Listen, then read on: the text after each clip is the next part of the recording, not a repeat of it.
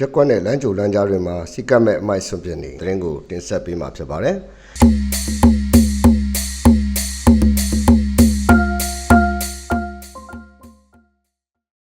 တော်ချလေးမြို့တွင်ကလမ်းကြိုလမ်းကြားနဲ့ရက်ကွက်တင်ချို့နေရာတွေမှာစီကတ်မဲ့အမိုက်ဆွန့်ပစ်မှုများရှိသလိုရေမြောင်းတွေထဲအမိုက်ဆွန့်ပစ်တာတွေကြောင့်ပတ်ဝန်းကျင်ညဉ့်ညံမှုတွေနဲ့အနက်သက်ဆိုးတွေဖြစ်ပေါ်နေတယ်လို့သိရပါတယ်။တချို့ရက်ကွက်တွေမှာတော့အသိပေးဆိုင်ပုတ်တွေကတ်ထားကြပေမဲ့လိုက်နာမှုမရှိကြပဲအများပြည်သူသွားတဲ့နေရာတွေမှာ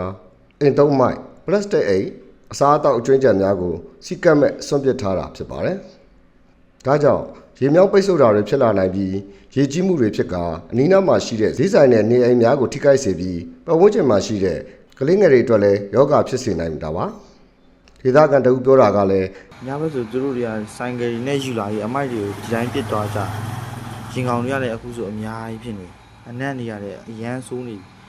ခါရီဆိုအနာဖြတ်သွားရင်အသက်တောင်ရှူလို့မရစီကတ်မဲ့မိုက်တွေစုပုံပြီးစွတ်ပစ်တာကြောင့်ရင်ကောင်ခြင်နဲ့ကြွက်များပေါက်ဖွားမှုများပြားနေပြီးသွေးလွန်တုပ်ကွေးဝမ်းပြတ်ဝမ်းလျှော့နဲ့အခြားကူးစက်ရောဂါတွေကိုလည်းဖြစ်စေနိုင်ပါတယ်။တာဝန်ရှိအဖွဲ့အစည်းများအနေနဲ့ကလည်းအမိုက်ဆွန့်ပစ်တဲ့စီမင်းစည်းကမ်းများကိုတင်းတင်းကြပ်ကြပ်အကောင့်ထဲပေါ်ဖို့နဲ့စီကတ်မဲ့အမိုက်ဆွန့်ပစ်နေကြတဲ့ပြည်သူများကိုထိရောက်စွာရေးယူဆောင်ရွက်ပေးဖို့လိုလားနေကြောင်းဒေသခံတွေကလည်းတိုက်တွန်းလျက်ရှိနေတယ်လို့သိရပါတယ်။